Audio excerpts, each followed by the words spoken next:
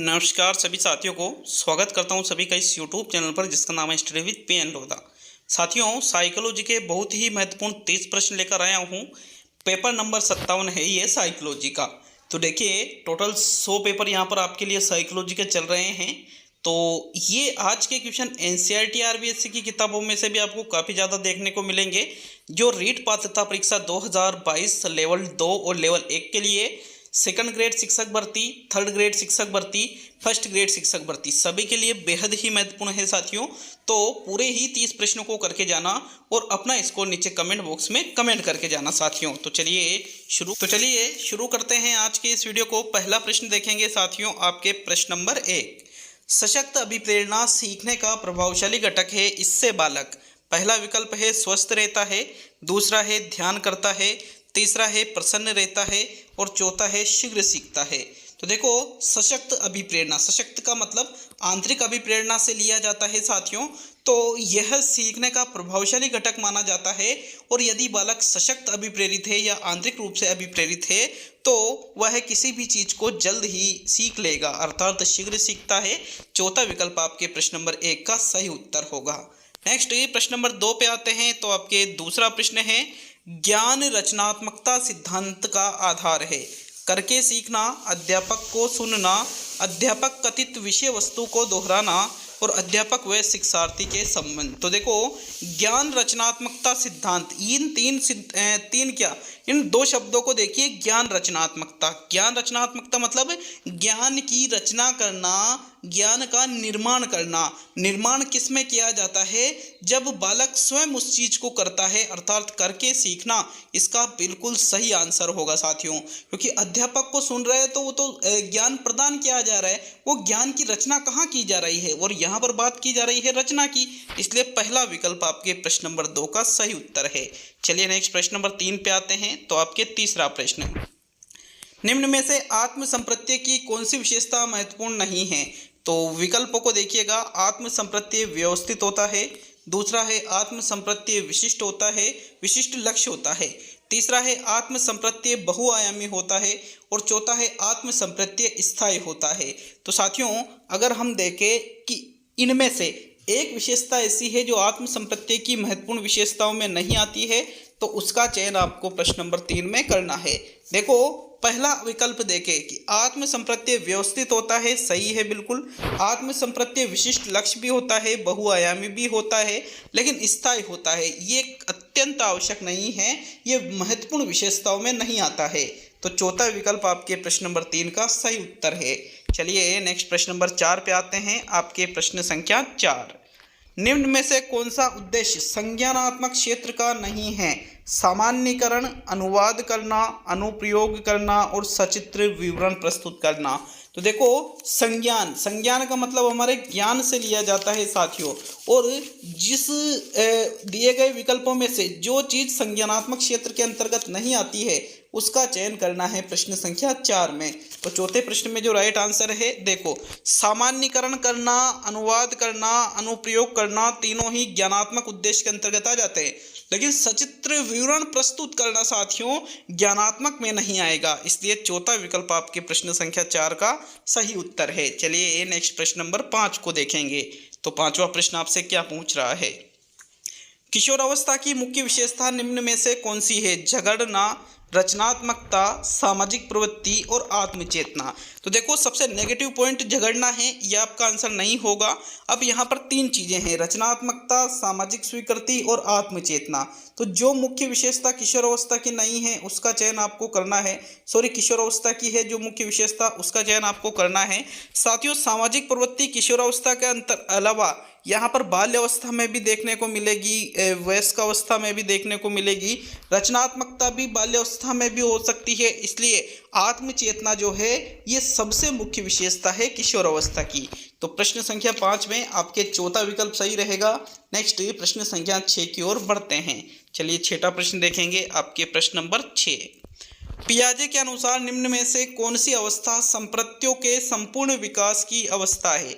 अमूर्त संक्रियात्मक अवस्था, मूर्त संक्रियात्मक अवस्था, इंद्रिय जनित गामक अवस्था और पूर्व संक्रियात्मक अवस्था।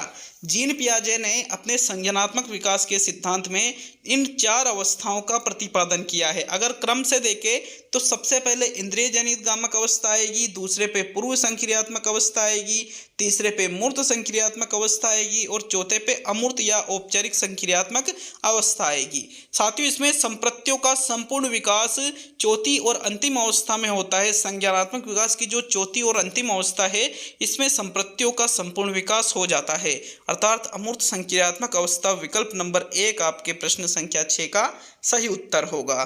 तो चलिए आगे बढ़ेंगे अब हम प्रश्न नंबर 7 की ओर। 7वां प्रश्न देखेंगे। आपके प्रश्न नंबर 7 है, निम्न में से कौन सा अधिगम के निर्मितकरण का सिद्धांत नहीं है? अधिगम संदर्भित है, पहला विकल्प। अधिगम तात्कालिक है, दूसरा विकल्प। अधिगम एक सामाजिक क्रिया है, तीसरा विकल्प। और अधिगम एक सक्रिय क्रिया है, चौथा विकल्प। तो प्रश्न संख्या 7 को अच्छी तरह से देखिए, समझने की कोशिश कीजिए साथियों, और इसका सही उत्तर का चयन कीजिए। तो देखो, अधिगम एक सक्रिय क्रिया भी मानी जाती है। सक्रिय मतलब जिसमें एक्टिव रहकर, हम सक्रिय रहकर चीज़ों को सीखते हैं। सामाजिक क्रिया भी मानी जाती है अधिगम को। और संदर्भित मतलब कोई उद्देश्य युक्त होता है, लेकिन अधिगम तात्कालिक नहीं होता है, अधिगम में समय लगता है साथियों। इसलिए दूसरा विकल्प, तात्कालिक तो अंतर्दृष्टि आती है, इसलिए सेकंड विकल्प आपके प्रश्न संख्या 7 का सही उत्तर होगा। चलिए 8वां प्रश्न देख लेते हैं। आपके प्रश्न नंबर 8, सॉफ्टवेयर उपागम का उदाहरण है प्रक्षेपक, संगणक, अनुदेशन और छपाई मशीन। साथियों, सॉफ्टवेयर उपागम, और एक और नाम सुना होगा आपने, हार्डवेयर उपागम। कौन सा? सॉफ्टवेयर उपागम और दूसरा हार्डवेयर उपागम। तो जो मशीनों से संबंधित चीजें होती है वो हार्डवेयर उपागम के अंतर्गत आती है। जैसे प्रक्षेपक यंत्र है, ये मशीन होती है, तो ये हार्डवेयर रहेगी। संगणक मतलब कंप्यूटर है, ये भी मशीन है, तो ये भी हार्डवेयर रहेगी। छपाई मशीन, ये भी हार्डवेयर में रहेगी। लेकिन अनुदेशन देना साथियों सॉफ्टवेयर उपागम के अंतर्गत आ जाएगा। विकल्प नंबर आपका 3 सही है। प्रश्न नंबर 8 में अनुदेशन का मतलब वहां पर आप निर्देश दोगे और छात्र चीजों को सीखेंगे, तो विकल्प 3 आपका सही रहेगा प्रश्न संख्या 8 में। नेक्स्ट प्रश्न संख्या 9 की ओर बढ़ते हैं। तो चलिए 9वां प्रश्न है, किशोर अवस्था में संज्ञानात्मक विकास की विशेषता है कार्यों की गति में वृद्धि होना, घनिष्ठ मित्रता में वृद्धि होना, सामाजिक जागरूकता में वृद्धि होना और तर्क के साथ समस्याओं के समाधान की योग्यता में वृद्धि होना। बहुत ही इजी प्रश्न है, अगर प्रश्न को समझ लिया तो। प्रश्न को नहीं समझा तो उत्तर देने में पसीने आ जाएंगे साथियों, क्योंकि इंपॉर्टेंट क्वेश्चन है, लेवल वाला प्रश्न है, समझने पर आधारित प्रश्न है। देखो यहाँ पर अगर आप पहले, दूसरे, तीसरे विकल्प पे जा रहे हो तो आपका आंसर गलत है, क्योंकि इसका राइट आंसर चौथा है। अब कैसे है उसको भी देख लेते हैं। क्योंकि किशोर अवस्था में संज्ञानात्मक विकास होता है, शारीरिक विकास होता है, नैतिक विकास होता है, सामाजिक विकास होता है। साथियों, कार्यों की गति में वृद्धि आना शारीरिक विकास के अंतर्गत आ जाएगा। घनिष्ठ मित्रता में वृद्धि होना यह आपके सामाजिक विकास में आ जाएगा। सामाजिक जागरूकता में वृद्धि होना सामाजिक विकास में आ जाएगा। लेकिन तर्क के साथ समस्याओं का समाधान, अब समस्याओं का समाधान तर्क के साथ, तर्क किससे करोगे? दिमाग से, मस्तिष्क से। मस्तिष्क का संबंध किससे है? संज्ञान से है। अर्थात चौथा विकल्प आपके प्रश्न संख्या 9 का सही उत्तर है। तो चलिए आगे बढ़ेंगे प्रश्न संख्या 10 की ओर। साथियों 10वां प्रश्न देख लेते हैं। आपके प्रश्न संख्या 10 आपसे क्या पूछ रहा है, निम्न में से कौन सी तकनीक व्यक्ति के संवेगों को नियंत्रित करने में सहायक नहीं है? दमन, प्रतिस्थापन, पृथक्करण और प्रतिगमन। तो देखो, संवेगों को नियंत्रित करने के लिए इनमें से जिस तकनीक का, जिस विधि का प्रयोग नहीं किया जाता है उसका चयन करना है। तो देखो, दमन, पृथक्करण, पृथक्करण मतलब वहां से अलग हो जाना, प्रतिगमन, प्रतिस्थापन और दमन। तो इन चारों में से जो सही आंसर है वो है दमन। दमन जो तकनीक होती है ये संवेगों को नियंत्रित करने में सहायक नहीं मानी जाती है, क्योंकि दमन का मतलब चीज़ों को दबा देना। अब वो चीज़ें वापस आएगी जब भी हमारे सामने उत्तेजित होंगे तो अचेतन मन से बाहर निकल के आती है साथियों। इसलिए दमन को, संवेगों को नियंत्रित करने में सहायक नहीं माना जाता है। 10वें प्रश्न में आपके प्रथम विकल्प बिल्कुल सही रहेगा साथियों। नेक्स्ट प्रश्न संख्या 11 की ओर बढ़ते हैं। तो चलिए 11वां प्रश्न देखेंगे। आपके प्रश्न नंबर 11, किसको प्रशिक्षण द्वारा व्यवहार में संशोधन की प्रक्रिया माना गया है? शिक्षण को, अधिगम को, अभिप्रेरणा को और निर्देश को। 11वें प्रश्न में राइट आंसर बताइए, कौन सा विकल्प आपका सही है। प्रशिक्षण द्वारा व्यवहार में परिवर्तन लाना। साथियों, अभ्यास के द्वारा व्यवहार में संशोधन, संशोधन मतलब परिवर्तन, अभ्यास के द्वारा, प्रशिक्षण के द्वारा, इनके द्वारा जो व्यवहार में परिवर्तन या संशोधन होता है उसी को अधिगम कहा जाता है। सेकंड विकल्प आपके 11वें प्रश्न का सही उत्तर है। तो चलिए नेक्स्ट प्रश्न नंबर 12 पे आएंगे। आपके 12वां प्रश्न, 12वां प्रश्न है आपके, प्रत्येक अधिगमकर्ता एक समान रास्ते का अनुसरण करता है, इसको कहा जाता है रेखीय अभिकर्मित अनुदेशन, शाखीय अभिकर्मित अनुदेशन, रेखीय व शाखीय अभिकर्मित अनुदेशन और अवरोही अभिकर्मित अनुदेशन। तो देखो, एक समान रास्ते का अनुसरण जिस अभिकर्मित अनुदेशन में किया जाता है उस अभिकर्मित अनुदेशन का आपको नाम बताना है। साथियों, 12वें प्रश्न में आपके विकल्प नंबर 1 सही रहेगा। जो रेखीय अभिकर्मित अनुदेशन विधि होती है इसमें प्रत्येक अधिगमकर्ता मतलब जो सीखने वाला है वो एक समान रास्ते का अनुसरण करता है। देखो, रेखीय अभिकर्मित अनुदेशन विधि के जनक कौन है? B.F. स्किनर, ब्रूसस फ्रेडरिक स्किनर है साथियों। तो 12वें प्रश्न में आपके प्रथम विकल्प सही है। नेक्स्ट प्रश्न नंबर 13 पे आते हैं। तो आपके 13वां प्रश्न, RT 2009 संपूर्ण देश में लागू हुई 1 अप्रैल 2009 को, 1 अप्रैल 2010 को, 1 अप्रैल 2011 को और 1 अप्रैल 2012 को। तो देखो, RTE 2009 राइट टू एजुकेशन, जिसको शॉर्ट में हम कहते हैं साथियों, या फिर निःशुल्क एवं अनिवार्य बाल शिक्षा का अधिकार अधिनियम 2009 संपूर्ण देश में 1 अप्रैल 2010 को लागू किया गया था। कई बार इस प्रश्न को अलग अलग एग्जाम में पूछा जा चुका है। प्रश्न बहुत ही ज़्यादा इंपॉर्टेंट है। 1 अप्रैल 2010 को ही RT 2009 संपूर्ण देश में लागू हुई थी साथियों।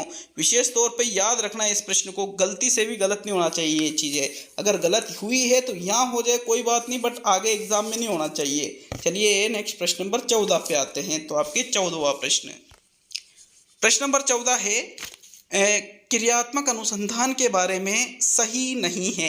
पहला कथन है नवीन तथ्यों व सिद्धांतों का प्रतिपादन करना, दूसरा है स्थानीय समस्याओं का अध्ययन करना, तीसरा है सामान्यीकरण नहीं किया जाता और चौथा है क्रियात्मक अनुसंधान व्यक्तिनिष्ठ व व्यावहारिक होता है। तो देखो, आपको बताना है कि जो कथन सही नहीं है क्रियात्मक अनुसंधान के बारे में वो कौन सा है। साथियों, क्रियात्मक अनुसंधान के जनक कोरे हैं, स्टीफन एम कोरे हैं। इनको ही क्रियात्मक अनुसंधान का जनक कहा जाता है। क्रियात्मक अनुसंधान विद्यालय से जुड़ा हुआ होता है। विद्यालय में जो समस्याएं आती है उनको दूर करने का कार्य क्रियात्मक अनुसंधान के माध्यम से किया जाता है, लेकिन इसमें नवीन तथ्यों और सिद्धांतों का प्रतिपादन नहीं किया जाता है साथियों। तो विकल्प 1 आपके प्रश्न 14 में सही रहेगा। नेक्स्ट प्रश्न नंबर 15 पे आते हैं। तो आपके 15वां प्रश्न, साथियों 15वां प्रश्न है, जहाँ जहाँ पेड़ है वहाँ हरियाली होती है, मेरे घर में हरियाली है तो मेरे घर में भी पेड़ है। यह उदाहरण है आगमनात्मक तर्क का, निगमनात्मक तर्क का, आलोचनात्मक तर्क का और सादृश्यवादी तर्क का। चारों ही तर्कना के प्रकार सभी को क्लियर होना चाहिए। आगमनात्मक तर्क में खुद की तरफ से चीज़ें ऐड की जाती है, निगमनात्मक तर्क में जो चीज़ें दे रखी है उससे निष्कर्ष निकाला जाता है, आलोचनात्मक तर्क में गुण दोषों को देखा जाता है, सादृश्यवादी तर्कना में तुलना की जाती है साथियों। अब यहाँ पर जहाँ जहाँ पेड़ है वहाँ हरियाली होती है, मेरे घर में हरियाली है तो मेरे घर में पेड़ है, मतलब दिए गए तथ्यों के आधार पर निष्कर्ष निकाला जा रहा है। तो फिर ये किसका उदाहरण है? निगमनात्मक तर्क का ये उदाहरण है। दूसरा विकल्प आपके प्रश्न 15 में सही है। नेक्स्ट प्रश्न नंबर 16 पे आते हैं। तो आपके 16वां प्रश्न, उच्च संप्रत्यय की सांकेतिक विशेषता है दिवा स्वप्न, आत्मविश्वास की कमी, उच्च बुद्धि और उच्च अभिक्षमता। तो देखो, जिन लोगों में उच्च संप्रत्यय पाया जाता है वो दिवा स्वप्न नहीं देखते हैं। दिवा स्वप्न मतलब दिन में ही सपने देखना। आत्मविश्वास की कमी नहीं बल्कि आत्मविश्वास उनमें पाया जाता है। अब उच्च बुद्धि या उच्च अभिक्षमता, दो विकल्पों में से आपका एक आंसर है। तो साथियों, जिन लोगों में उच्च संप्रत्यय पाया जाता है उनमें उच्च अभिक्षमता भी होती है। चौथा विकल्प आपके प्रश्न संख्या 16 का बिल्कुल सही उत्तर होगा। चलिए नेक्स्ट प्रश्न नंबर 17 पे आते हैं। तो आपके 17वां प्रश्न, अध्यापकों और विद्यालयों के द्वारा किशोरों के लिए नहीं किया जाना चाहिए। उचित व्यवहार, व्यावसायिक शिक्षा प्रदान करना, शिक्षक का कठोर व्यवहार और किशोर मनोविज्ञान का प्रयोग। तो देखो यहाँ पर जो अध्यापक और विद्यालय होते हैं इनके द्वारा किशोरों के लिए क्या नहीं किया जाना चाहिए, क्या उचित व्यवहार नहीं किया जाना चाहिए, किया जाना चाहिए, यह आपका आंसर नहीं है। व्यावसायिक शिक्षा प्रदान करना चाहिए, बिल्कुल करना चाहिए, तो ये नहीं किया जाना चाहिए, ये भी आपका आंसर नहीं है। क्या नहीं किया जाना चाहिए, शिक्षक का कठोर व्यवहार उनके सामने नहीं अपनाना चाहिए। तो विकल्प नंबर आपका 3 17वें प्रश्न का सही आंसर है। किशोर मनोविज्ञान का प्रयोग तो करना चाहिए, तो पहला, दूसरा, चौथा विकल्प तो करना चाहिए और तीसरा विकल्प नहीं करना चाहिए और नहीं किया जाना चाहिए ऐसा पूछा जा रहा है, इसलिए तीसरा विकल्प ही आपके 17वें प्रश्न का सही उत्तर होगा। साथियों वीडियो अच्छा लगे तो लाइक शेयर करिएगा। आपको साइकोलॉजी के अलावा हिंदी और टीचिंग मेथड के भी 100 टेस्ट आपको प्रदान किए जा रहे चल रहे इसी यूट्यूब चैनल पर। साथ ही आपको राजस्थान जीके की 100 क्लासें और 100 ही राजस्थान जीके के टेस्ट एनसीईआरटी और आरबीएससी की किताबों में से लेकर दे रहा हूँ साथियों में, तो आपको भले किताबें नहीं पढ़े तो भी कोई दिक्कत नहीं आने वाली है। चलिए नेक्स्ट प्रश्न नंबर 18 पे आते हैं। तो आपके 18वां प्रश्न, संकेत अधिगम के अंतर्गत सीखा जाता है, मनोविज्ञान सीखा जाता है, वातावरण सीखा जाता है, मनोदैहिक सीखा जाता है और पारंपरिक अनुकूलन सीखा जाता है। संकेत अधिगम, सिग्नल लर्निंग, क्या कहते हैं साथियों इसको, सिग्नल लर्निंग, मतलब संकेत अधिगम की घंटी बजने पर लार का आना, ये सिग्नल लर्निंग का उदाहरण है। अर्थात पारंपरिक अनुकूलन सीखा जाता है जो पावलोव के सिद्धांत में होता है। साथियों 18वें प्रश्न में आपके चौथा विकल्प बिल्कुल सही है। नेक्स्ट प्रश्न संख्या 19 की ओर बढ़ते हैं। तो आपके 19वां प्रश्न, साथियों 19वां प्रश्न पूछ रहा है, निम्न में से कौन सा कथन सही नहीं है। आवश्यकता बचपन की शारीरिक अवस्था नहीं है, अंतर्नोद आवश्यकता का मनोवैज्ञानिक परिणाम है, आवश्यकता व अंतर्नोद समान नहीं समानांतर है, मूल प्रत्यय आंतरिक जैविक बल है। तो जो कथन यहाँ पर आपको सही नहीं लग रहा है, मतलब गलत लग रहा है, उसका चयन आपको करना है साथियों। तो बताओ 19वें प्रश्न में कौन सा विकल्प आपका सही है। देखो मूल प्रत्यय आंतरिक जैविक बल ही होती है, आवश्यकता व अंतर्नोद समान नहीं होते हैं बल्कि समानांतर माना जाता है। अंतर्नोद आवश्यकता का ही मनोवैज्ञानिक परिणाम है कि आवश्यकता उत्पन्न होगी जिसके परिणाम स्वरूप अंतर्नोद जन्म लेता है, लेकिन आवश्यकता बचपन की शारीरिक अवस्था नहीं है, ये गलत है साथियों। शारीरिक अवस्था बचपन में भी होती है आवश्यकता, तो इसलिए विकल्प 1 आपके प्रश्न नंबर 19 का सही आंसर है, क्योंकि ये कथन सही नहीं है। नेक्स्ट 20वें प्रश्न की ओर बढ़ते हैं। तो आपके 20वां प्रश्न, अभिप्रेरणा के संदर्भ में सही क्रम को इंगित कीजिए। पहला विकल्प है प्रणोद आवश्यकता प्रोत्साहन, दूसरा है प्रोत्साहन आवश्यकता प्रणोद, तीसरा है आवश्यकता प्रणोद प्रोत्साहन और चौथा है आवश्यकता प्रोत्साहन और प्रणोद।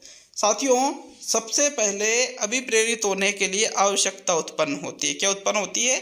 आवश्यकता। तो ये विकल्प गलत हो गए। आवश्यकता के बाद में अंतर्नोद जन्म लेता है जिसको प्रणोद भी कहा जाता है, तो ये भी गलत हो गया। और सबसे अंत में प्रोत्साहन दिया जाता है, तो विकल्प नंबर आपका 3 सही है प्रश्न नंबर 20 में। चलिए नेक्स्ट प्रश्न नंबर 21 की ओर बढ़ते हैं साथियों। तो आपके प्रश्न नंबर 21 को देखेंगे। 21वां प्रश्न है, सृजनात्मकता एवं बुद्धि के संबंध में कौन सा कथन सही है। सही कथन का चुनाव करना है। तो पहला कथन, व्यक्ति जितना अधिक बुद्धिमान होगा उतनी ही सृजनात्मकता होती है। दूसरा है, बुद्धि परीक्षणों द्वारा सृजनात्मकता का सही परीक्षण हो सकता है। तीसरा है, सृजनात्मकता के लिए प्राय औसत से अधिक बुद्धि होनी चाहिए। और चौथा है, बुद्धि परीक्षणों एवं सृजनात्मक परीक्षणों की विषय वस्तु में कोई अंतर नहीं होता है। तो जो कथन आपको सही लग रहा है उस कथन का आपको चयन करना है प्रश्न संख्या 21 में। साथियों एक एक कथन को देखते हैं। पहला कथन कह रहा है कि जितना ज़्यादा बुद्धिमान व्यक्ति है उतनी ज़्यादा सृजनात्मकता होगी। गलत है, क्योंकि प्रत्येक बुद्धिमान बालक या प्रत्येक प्रतिभाशाली बालक सृजनात्मक नहीं होता है। तो दूसरा देखते हैं, बुद्धि परीक्षणों द्वारा सृजनात्मकता का सही परीक्षण हो सकता है। गलत है, सृजनात्मकता का सही परीक्षण तो सृजनात्मक परीक्षणों द्वारा होगा, तो ये भी आपका आंसर नहीं है।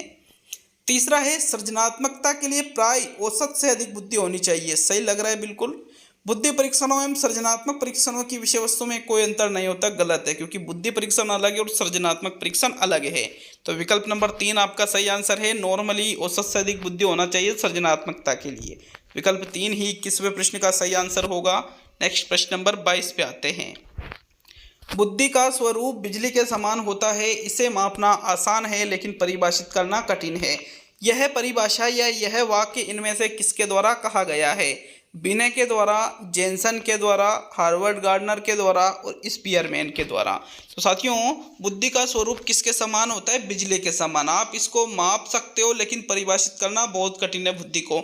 ये कथन जेनसन के द्वारा कहा गया है, एनसीईआरटी किताब की परिभाषा है साथियों। सेकंड विकल्प आपके 22वें प्रश्न का सही उत्तर होगा। नेक्स्ट प्रश्न नंबर 23 पे आएंगे। तो चलिए 23वां प्रश्न देखेंगे। EQ व IQ उदाहरण है, किसका उदाहरण है? प्राप्त प्रदत्त का, मानक प्रदत्त का, निकाले गए प्रदत्त का और व्यक्तिगत प्रदत्त का। तो देखो, EQ और IQ दोनों नाम सुन रखा होगा अपने साथियों। ये दोनों ही मानक प्रदत्त है, माने हुए प्रदत्त है साथियों। ये प्राप्त या निकले या व्यक्तिगत प्रदत्त नहीं है। सेकंड विकल्प आपके प्रश्न नंबर 23 का सही उत्तर है। चलिए नेक्स्ट प्रश्न नंबर 24 पे आएंगे। तो आपके 24वां प्रश्न। निम्न में से प्रश्नावली व्यक्तित्व परीक्षण की कौन सी विधि है? प्रक्षेपी विधि है, अर्ध प्रक्षेपी विधि है, अप्रक्षेपी विधि है और व्यक्तिगत विधि है। प्रक्षेपी विधियों में अचेतन मन का अध्ययन किया जाता है साथियों, और व्यक्तिगत विधियों के अंतर्गत किसी एक ही व्यक्ति पर यहाँ पर जो टेस्ट है वो किया जाता है। तो ये जो प्रश्नावली विधि है ये व्यक्तिगत विधियों के अंतर्गत सम्मिलित होती है। कौन सी विधियों के अंतर्गत? व्यक्तिगत विधियों के अंतर्गत। विकल्प नंबर आपका 4 सही है प्रश्न नंबर 24 में। नेक्स्ट प्रश्न संख्या 25 पे आते हैं। यहाँ व्यक्तिगत विधि ही इसका सही उत्तर होगा। तो चलिए 25वां प्रश्न देखेंगे, आपके प्रश्न नंबर 25। रक्षा तंत्र बहुत सहायता करता है, किससे सहायता करता है? हिंसा से निपटने में सहायता करता है, दबाव से निपटने में सहायता करता है, थकान से निपटने में या अजनबियों से निपटने में ये सहायता करता है। तो जो रक्षा तंत्र होता है साथियों, ये बहुत ही ज़्यादा थकान, हिंसा, दबाव या अजनबी, तो हमारा रक्षा तंत्र दबाव से निपटने में हमारी बहुत ज़्यादा सहायता करता है। हिंसा से, थकान से या अजनबियों से नहीं निपटता है। किससे? जो हमारे ऊपर स्ट्रेस आता है साथियों, मानसिक रूप से हम जब दबाव महसूस करते हैं तो हमारा जो रक्षा तंत्र होता है ये दबाव से निपटने में सहायता करता है। विकल्प 2 आपके सही है प्रश्न नंबर 25 में। रक्षा तंत्र मतलब समायोजन की युक्तियों से लिया जाएगा यहाँ से। चलिए नेक्स्ट प्रश्न नंबर 26 की ओर बढ़ते हैं। 25वें में आपके दूसरा विकल्प सही है। तो नेक्स्ट 26वां प्रश्न। दिवा स्वप्न की प्रवृत्ति अत्यधिक पाई जाती है, किनमें पाई जाती है? अपराधी बालकों में, बहिर्मुखी बालकों में, सामान्य बालकों में या रचनात्मक बालकों में? तो दिवा स्वप्न, डे ड्रीमिंग, ज़्यादातर वो बच्चे देखते हैं साथियों, रचनात्मक होते हैं वो तो डे ड्रीमिंग करते ही नहीं हैं, बल्कि अपराधी प्रवृत्ति के जो बालक होते हैं इनमें सर्वाधिक दिवा स्वप्न की प्रवृत्ति पाई जाती है, क्योंकि ये चीज़ों को गलत तरीके से हासिल करना चाहते हैं और बड़े बड़े सपने दिन में ही देखते रहते हैं साथियों। विकल्प 1 आपके 26 में सही रहेगा। नेक्स्ट प्रश्न नंबर 27 की ओर बढ़ेंगे। तो चलिए 27वां प्रश्न देखते हैं। हल का सिद्धांत किस प्रक्रिया से संबंधित है? सीखने की व्याख्या से संबंधित है, सीखने की व्याख्या के सबलीकरण से संबंधित है, ध्येय क्रमारोह से संबंधित है और सीखने की पुनर्व्याख्या से संबंधित है। तो आपको प्रश्न संख्या 27 में सही आंसर देना है। जो अधिगम का विधिक सिद्धांत है जो किसके द्वारा दिया गया है? CL हल के द्वारा ये सिद्धांत दिया गया है साथियों। और यह हल का जो सिद्धांत है यह सीखने की व्याख्या के सबलीकरण से संबंधित है। किससे? सबलीकरण, जिसमें पुनर्बलन दिया जाता है साथियों। मुख्य रूप से पुनर्बलन का सिद्धांत किसका है? CL हल का ही है। हालांकि यहाँ पर जो B.F. स्किनर है उन्होंने पुनर्बलन का प्रयोग अपने सिद्धांत में भी किया है, लेकिन मुख्य रूप से तो हल का है ये सिद्धांत, सबलीकरण या पुनर्बलन वाला। तो विकल्प नंबर आपका 2 सही है 27 में। नेक्स्ट प्रश्न नंबर 28 पे आते हैं। तो चलिए 28वां प्रश्न। जब बच्चा कार्य करता हुआ ऊबने लगता है यह इस बात का संकेत है कि बच्चा बुद्धिमान नहीं है, बच्चे में सीखने की योग्यता नहीं है, अध्यापक अच्छे से नहीं पढ़ा रहा है और संभवतः है कार्य यांत्रिक रूप से बार बार हो रहा है। तो साथियों, कोई भी बच्चा कार्य को करते करते ऊबने लगता है तो इसका मतलब ये नहीं कि वो बुद्धिमान है, क्योंकि ऊबने तो कोई भी लग सकता है, बुद्धिमान भी लग सकता है। सीखने की योग्यता नहीं है ये भी गलत है, अध्यापक अच्छे से नहीं पढ़ा रहा है ये भी गलत है, बल्कि ज़्यादा ये चांसेज है कि कार्य यांत्रिक रूप से बार बार दोहराया जा रहा है, इसलिए बोर होने लग जाता है स्टूडेंट। इस तो चौथा विकल्प आपके 28 में सही है। नेक्स्ट 29वां प्रश्न, मतलब सेकंड लास्ट प्रश्न देखेंगे, लेकिन वीडियो अच्छा लगे तो वीडियो को लाइक जरूर कीजिए साथियों। वीडियो को कम से कम 2 जगह जरूर शेयर कीजिए, ये आपसे रिक्वेस्ट है साथियों। अच्छा लगे तो ही करना है, अच्छा नहीं लगे तो नहीं करना है आपको। चलिए 29वां प्रश्न देखेंगे। तो आपके 29वां प्रश्न, संबद्ध प्रतिक्रिया का सिद्धांत किसके द्वारा दिया गया था, या फिर संबद्ध प्रतिक्रिया सिद्धांत के प्रतिपादक कौन है? पावलोव है, थॉर्नडाइक है, B.F. स्किनर है और कोहलर है। तो साथियों यहाँ पर देखिए, कोहलर ने तो कौन सा सिद्धांत दिया था? अंतर्दृष्टि वाला सिद्धांत दिया था। कोहलर गेस्टाल्टवादी है। B.F. स्किनर ने क्रिया प्रसूत अनुबंधन वाला दिया था, जिसमें पुनर्बलन आधारित अधिगम इन्होंने बताया है। थॉर्नडाइक ने यहाँ पर प्रयास त्रुटि वाला दिया था, जिसको उद्दीपक अनुक्रिया का सिद्धांत भी कहते हैं। और पावलोव के द्वारा संबद्ध प्रतिक्रिया सिद्धांत दिया गया था, जिसको प्राचीन या पुरातन अनुबंधन का या शास्त्रीय अनुबंधन का सिद्धांत कहा जाता है। प्राचीन अनुबंधन का, पुरातन अनुबंधन का या फिर शास्त्रीय अनुबंधन का, बात एक ही है ये। तो विकल्प 1 आपके 29वें प्रश्न में सही है। अब आज का अंतिम और 30वां प्रश्न है। किसी प्रश्न में कोई त्रुटि हुई है तो कमेंट बॉक्स में कमेंट कर सकते हो। हालांकि पूर्णतः सावधानी के साथ में पेपर बनाया जाता है साथियों।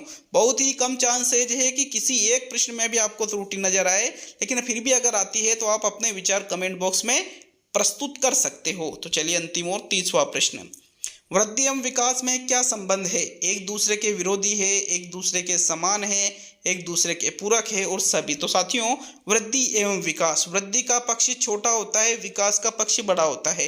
विकास के अंतर्गत वृद्धि समाहित होती है साथियों।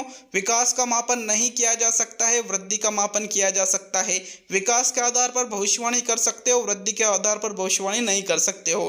तो एक दूसरे से इतना अंतर होते हुए भी दोनों क्या कहलाते हैं? एक दूसरे के पूरक कहलाते हैं। विकल्प नंबर आपका 3 सही है प्रश्न नंबर 30 में। तो ये आपके पेपर नंबर 57 भी पूरा हुआ। अब आपके यहाँ पर 43 टेस्ट आना और बाकी है साइकोलॉजी के। तो साथियों मिलते हैं अगला वीडियो में। बहुत बहुत धन्यवाद वीडियो को पूरा देखने के लिए।